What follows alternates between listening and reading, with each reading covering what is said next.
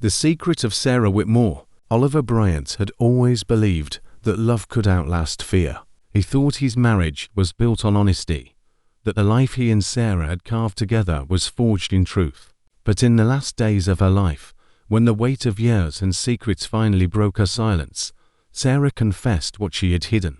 Only then did Oliver understand how much of their story had been shadowed by the past. It began in 1955, in a country still strangled by Jim Crow laws. In the Deep South, the wrong glance from a black man toward a white woman could end in beatings, prison, or worse. Even in the North, where the laws were softer, prejudice never slept. Oliver Bryant knew all this well. He was born into poverty in a small southern town, the son of a factory worker, and a weary mother who scrubbed floors in white folks' houses. By the time he was 18, he had become a mechanic at a local garage, one of the few respectable jobs open to a black man forced to bow his head every day to white employers. Tall and lean, with dark skin polished like mahogany and a quiet confidence in his stride, Oliver made many whites uneasy. To white women, his confidence was a dangerous allure.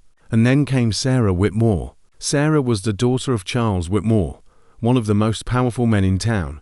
The Whitmores were old Southern money, a family that believed in bloodlines, pedigree, and a rigid social order. Sarah had grown up in silks and pearls, her days filled with etiquette lessons and garden parties. But beneath the polished surface, she was restless. She wanted more than the role of a quiet, obedient wife that her father demanded. That summer night, she met Oliver changed everything.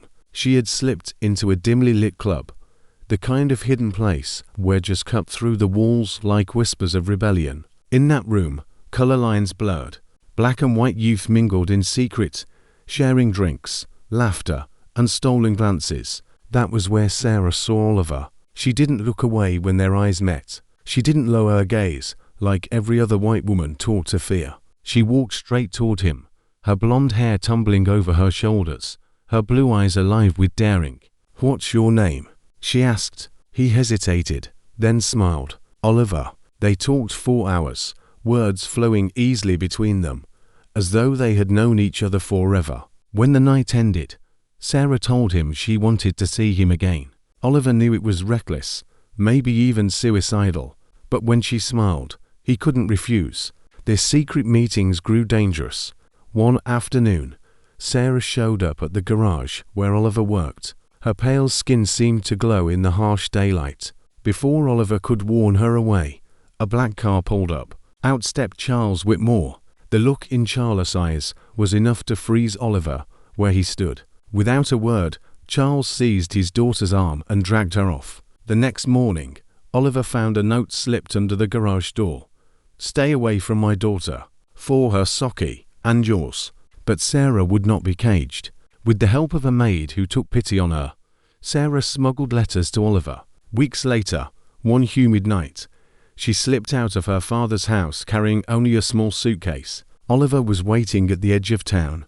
Together, they boarded a northbound train under the cover of darkness. They ended up in a factory town in Illinois. It wasn't paradise. Soot clung to the buildings, and money was always scarce. But here they could live side by side without being arrested. They married in a tiny church with no flowers, no guests, just a preacher and their vows. Sarah Whitmore became Sarah Bryant, leaving her old life behind. Still, the past never truly let her go. At first, they built a fragile peace. Oliver worked long shifts at the steel mill Sarah took in sewing. Neighbors looked at them with suspicion, some out of confusion, others with open hostility. But they survived. They had children, first a boy named Isaac, then years later a daughter, Margaret. Their home was small, their life hard, but it was theirs. And yet, in quiet moments, Sarah carried a weight that Oliver never saw. Long before she met him, back when she was barely more than a girl, her father had forced her into silence about another child. At 17, she had given birth in secret. The baby was taken from her arms and given away in a quiet adoption, arranged by Charles Whitmore. She had wept 4 weeks, but in time, she buried the grief. She never told Oliver. As the years passed, Sarah became quieter, more distant. Oliver thought it was exhaustion. He saw her staring into the distance, clutching old scraps of fabric, or turning away when neighbors spoke of adoption. He never pressed her. Oliver had always respected silence, but he knew, deep down, that part of her lived in a past he couldn't reach. Then, letters began to arrive. The first was from her father, demanding she return. She burned it. The second was worse. Someone had learned of the child she had lost. The handwriting was unfamiliar, the words vague, but sharp enough to pierce her carefully built life. Someone new. Someone could shatter the world she had built with Oliver. From then on, Sarah lived with dread. She saw strange men in the market, shadows that seemed to follow her. She said nothing to Oliver, hiding the letters under floorboards, but the fear never left her eyes. Time moved on. Isaac grew tall, Margaret grew wild, and the Bryants carved out a life of fragile stability. But Sarah never stopped glancing over her shoulder, and then her body began to fail. It started with a cough, then a weakness in her chest. Oliver noticed her struggling to lift a laundry basket, wincing when she breathed. A doctor came, a white man with a cold, expressionless face, and told them her heart was failing. There was nothing to be done. Oliver refused to accept it.